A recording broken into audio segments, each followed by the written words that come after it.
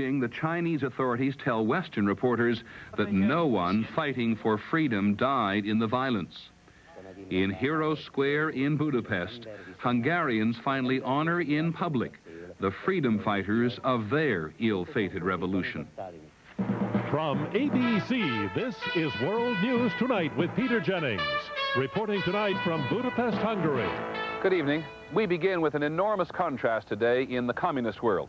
Here in Hungary, the nation has quietly passed through a watershed. There was a funeral here today, which was not possible before, even though the victims were executed more than 30 years ago. In China today, the authorities finally met directly with Western reporters. And as far as the authorities were concerned, the only victims in Tiananmen Square that bloody weekend were soldiers. In Beijing, to begin with, ABC's Jim Laurie. They were busy sanitizing Tiananmen Square today. New grass and new bushes to replace those scorched by fire. A good scraping to erase any signs of the campaign for democratic reform. It was the first time since troops crushed the democracy movement nearly 2 weeks ago that foreign reporters have been granted a close look at the square. There were few clues to be found to the tragedy and little information except for the propaganda of the People's Liberation Army. Some Chinese are calling the government effort to sanitize Tiananmen Square the Big Lie campaign. Whatever you call it, it is clear there is only one version of the events here permitted, and that is the Army's. That version voiced today by Colonel Lee Ji-yun, the Army's propaganda officer. There is no such a thing as the bloodshed on the Tiananmen Square. Not only does that contradict eyewitness accounts and video shot at the time, but the emphasis on the square diverts attention from the heavy casualties suffered elsewhere in the city. The Army admitted for the first time today that some civilians were unavoidably killed or injured as troops made their way towards the square. Those citizens who hindered us, said the colonel, didn't know the truth of our mission. No sooner was today's official tour over than we were reminded there is still martial law. An attempt to shoot armored vehicles behind the square produced a determined soldier. No pictures, please. And if China's government has its way, no memories, please, either. As the Army colonel said today, there were no such things as peaceful demonstrations on Tiananmen Square. Jim Laurie, ABC News, Beijing. In Hungary today, it was all about memories. And here at the very heart of a capital soaked in blood by Germans and Russians in World War II and then Russians again in 1956, the largest peaceful gathering ever. Hungarians gathered today to honor the truth and to tell the Hungarian Communist Party that history was no longer its private secret.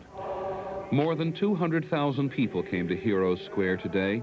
They came to reclaim the heroes of their revolution against the Soviets, the revolution they lost.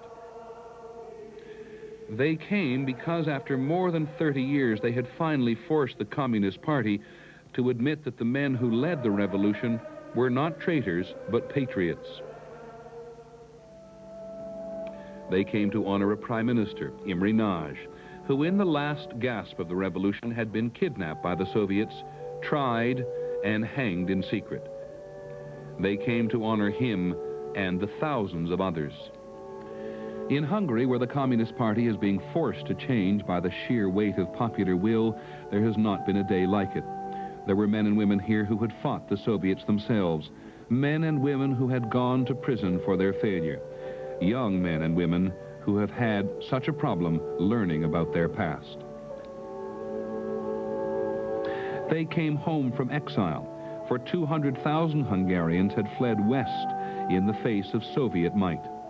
Ignatius Kazala had come back from New Jersey. He fought as a student in the revolution.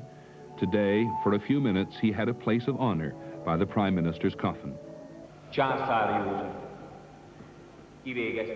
All morning long, the steady roll call of those who would die. Chauffeurs and actors and doctors and teachers and journalists and merchants and an assistant tailor. At precisely 12:30, all over the nation, Hungarians stopped whatever they were doing and just stood there. There were not many speeches. Bela Király, the commander of the National Guard in the Revolution, came home for the first time from Manchester, Connecticut. Today, he's a professor and spoke of reconciliation. 33 years ago, he fought against the Soviets and had to, he says, shoot his way out of the country. It was a doomsday. If I want to think what is a doomsday, it was November the 4th in Hungary. That was a doomsday. I think we cannot start a future without knowing what's the past. Listen to the architect, Laszlo Reich. His father, a government minister, had been executed by the Soviets not long after World War II.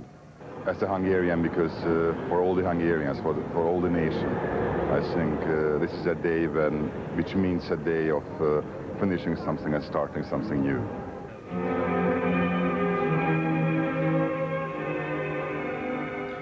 And then in the Budapest cemetery, where these heroes of the revolution had been buried in secret for so long, this public accounting of the past concluded.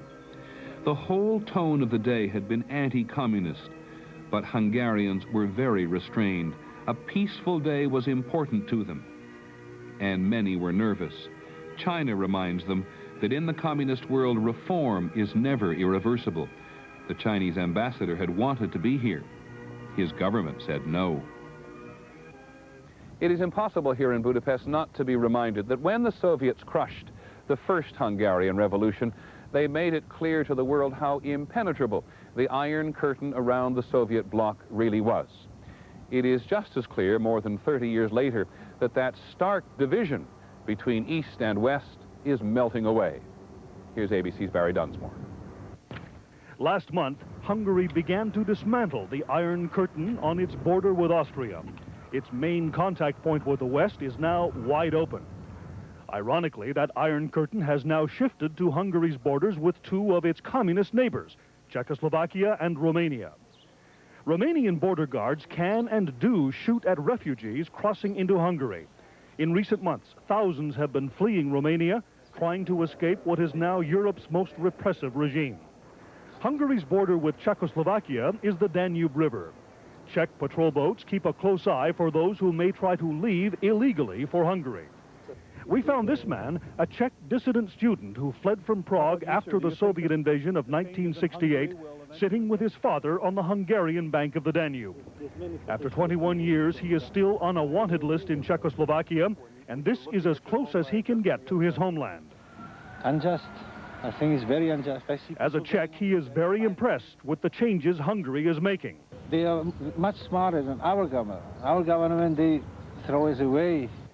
This bridge across the Danube between Hungary and Czechoslovakia was destroyed during World War II and has never been repaired.